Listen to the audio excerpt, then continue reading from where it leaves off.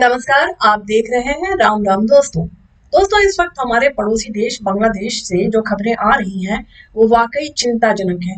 ये घटना हमारे देश की सुरक्षा के लिए भी बहुत बड़ा खतरा है। हालांकि लगभग 15 सालों से देश की सत्ता पर काबिज रही शेख हसीना को इस खतरे का आभास पहले ही हो चुका था और इसे लेकर उन्होंने इस साल मई में एक चौंकाने वाली आशंका जाहिर की थी, जिसका परिणाम उन्हें अगस्त में भुगतना पड़ा है। उन्होंने जिस बात को लेकर आशंका जाहिर की थी उसे लेकर शेख हसीना की पार्टी बांग्लादेश अवामी लीग के एक सदस्य ने चौंकाने वाला खुलासा किया है कि कुछ देश एक खास ऑपरेशन के तहत बांग्लादेश को तोड़ने की साजिश रच रहे हैं। उन्होंने ये भी बताया कि भारत को इस बात की पूरी जानकारी है। बांग्लादेश अवामी लीग से जुड़े सदरुल खान ने एक खास बातचीत में बताया कि 31 जुलाई को ढाका स्थित भारतीय दूतावास के शीर्ष अधिकारी ने पूर्व प्रधानमंत्री शेख हसीना से मुलाकात की थी। उन्होंने बताया कि वे शेख हसीना के लिए एक खास संदेश लेकर आए थे। शायद भारत की खुफिया एजेंसियों को बांग्लादेश में होने वाली उथल पुथल की पूरी जानकारी मिल चुकी थी और वे आखिरी संदेश पहुंचाने के लिए आए थे। इस बैठक में शेख हसीना को हर सूरत में भारत का पूरा समर्थन मिलने की प्रतिबद्धता जताई थी। उन्होंने कहा कि भारत ने अपना वायदा निभाया और शेख हसीना के लिए एक सेफ पैसेज भी उपलब्ध कराया और अपने यहाँ शरण भी दी। सदरुल ने बताया कि बांग्लादेश में जनवरी में आम चुनाव के बाद प्रधानमंत्री शेख हसीना ने अपने आवास पर पार्टी सदस्यों की एक बैठक में खुलासा किया था कि बांग्लादेश के खिलाफ बाल्कनाइजेशन प्लॉट रचा जा रहा है। इस साजिश में कुछ बड़े विदेशी राष्ट्र शामिल हैं। उन्होंने बताया कि शेख हसीना ने इस बैठक में खुलासा किया था कि 7 जनवरी 2024 के चुनावों से पहले एक विदेशी दूत ने उनसे संपर्क किया था।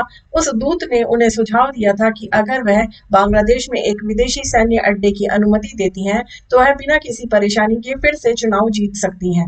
हालांकि उन्होंने इस देश का नाम नहीं लिया, लेकिन इशारा जरूर किया कि वह पश्चिम का एक बड़ा देश है। रिटायर्ड स्क्वाड्रन लीडर सदरुल ने बताया कि भारत के लिए यह सचेत होने का समय है। जो शक्तियां बांग्लादेश की सत्ता पर हावी होने की तैयारियां कर रही हैं, वह पहले भी भारत के खिलाफ बड़ी साजिश को अंजाम दे चुकी हैं। उनके अनुसार बांग्लादेश नेशनलिस्ट पार्टी यानी बीएनपी और जमात ए इस्लामी की गतिविधियां शुरू से ही संदेशपात रही हैं। यहाँ तक कि जब वे 2001 से 2006 के बीच देश में सत्ता में थे तो बीएनपी सरकार ने भारत के उत्तर पूर्वी राज्यों के नजदीक स्थित छत्रग्राम बंदरगाह से हथियारों की सप्लाई पहुंचाने की व्यवस्था की थी और हाल ही में छात्रों के विरोध प्रदर्शन के दौरान भी बीएनपी और जेआई कैडर में भारत के साथ कनेक्टिविटी और आर्थिक संबंधों को मजबूत करने को लेकर शेख हसीना पर निशाना साधा था। यहाँ तक कि बीएनपी और उसके सहयोगी दल भारतीय सामान का बहिष्कार करने के लिए काफी वक्त से इंडिया आउट कैंपेन चला रहे थे। दोस्तों, आप ये जानते हैं कि बाल्कनाइजेशन प्लॉट क्या है, लेकिन उससे पहले अगर आपने मेरे चैनल को सब्सक्राइब नहीं किया तो कर लीजिए ताकि आने वाले समय में मैं आप तक ऐसी खबरें पहुंचाती रहूं। तो दोस्तों, आप सभी जानते हैं कि मणिपुर में पिछले कुछ समय से हिंसक वारदातें हुई हैं। वह दरअसल एक सोची समझी साजिश का हिस्सा है। सदरुल खान के मुताबिक इसका बांग्लादेश से सीधा कनेक्शन है। आशंका ये भी है कि बांग्लादेश का धार्मिक आधार पर विभाजन हो सकता है। बाल्कनाइजेशन प्लॉट के तहत कुछ विदेशी शक्तियां बांग्लादेश और म्यांमार के कुछ इलाकों को काटकर पूर्वी तिमोर जैसा एक नया ईसाई देश बनाने की साजिश रच रही हैं। म्यांमार का कुकी चिन प्रांत, बांग्लादेश का चटगांव पहाड़ी इलाका और भारत के मिजोरम को मिलाकर नया देश बनाने की साजिश रची जा रही है और इसका बेस बंगाल की खाड़ी में होगा। जानकारी के मुताबिक म्यांमार का कुकी चीन इलाका ईसाई बहुल है, इसलिए उन्हें आसानी से बरगलाया जा सकता है। कुकी चीन नेशनल फ्रंट अलगाववादी संगठन के उग्रवादी ईसाई विद्रोहियों की मदद से म्यांमार सेना से लड़ रहे हैं। यह गुट कई बार बांग्लादेशी सेना पर भी घातक हमले कर चुका है। यदि बांग्लादेश का कोई हिस्सा कुकी चीन विद्रोहियों के चलते अशांत है तो इसके परिणाम दिल्ली में भी महसूस किए जाएंगे। अब दावा ये भी है कि शेख हसीना के बांग्लादेश की प्रधानमंत्री बनने के बाद भारत विरोधी ताकतें बांग्लादेश की धरती का इस्तेमाल भारत विरोधी गतिविधियों के लिए नहीं कर पा रही थी। इसलिए ईसाई राज्य बनने से भारत के लिए सुरक्षा संबंधी चिंताएं भी पैदा होंगी।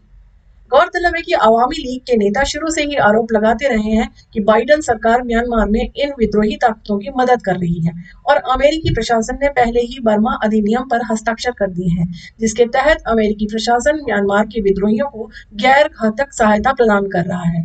म्यांमार सरकार ने विद्रोहियों को अमेरिकी सहायता पर आपत्ति जताई है, लेकिन अमेरिका का कहना है कि वह म्यांमार में बढ़ते चीनी प्रभाव को रोकने के लिए विद्रोहियों की मदद कर रहा है। सदरुल के मुताबिक पिछले संसदीय चुनाव के दौरान उस पश्चिमी देश के राजदूत ने शेख हसीना के नेतृत्व वाली सरकार को उखाड़ फेंकने के लिए कई तरह की रणनीतियां आजमाई, लेकिन ये असफल रहे। चुनाव से ठीक 2 माह पहले 28 अक्टूबर 2023 को मियां आरफी नाम का एक शख्स, जो खुद को उस पश्चिमी देश के राष्ट्रपति का एडवाइजर बताता है, वह हिंसक झड़प के तुरंत बाद ढाका में बांग्लादेश नेशनलिस्ट पार्टी यानी बीएनपी के कार्यालय में गया और कार्यकर्ताओं को विरोध प्रदर्शन के लिए उकसाया। 7 जनवरी 2024 के चुनाव से पहले उस पश्चिमी देश के राजदूत और विपक्षी पार्टी बीएनपी के बीच काफी बैठकें हुई। बांग्लादेश पर प्रतिबंध लगाने और चुनाव टालने की धमकियां दी गई, लेकिन शेख हसीना की दृढ़ता के आगे वे फेल हो गए। वे बताते हैं कि उन्होंने बांग्लादेश पर क्वाड गठबंधन में शामिल होने का दबाव बनाया और सेंट मार्टिन द्वीप को पट्टे पर देने का प्रस्ताव रखा, लेकिन बांग्लादेश ने इन प्रस्तावों को दृढ़ता से खारिज कर दिया। यहाँ तक कि जून 2023 में बांग्लादेश ने अवामी लीग और 14 पक्षीय गठबंधन की बैठक में इस प्रस्ताव का खुलकर निंदा भी की।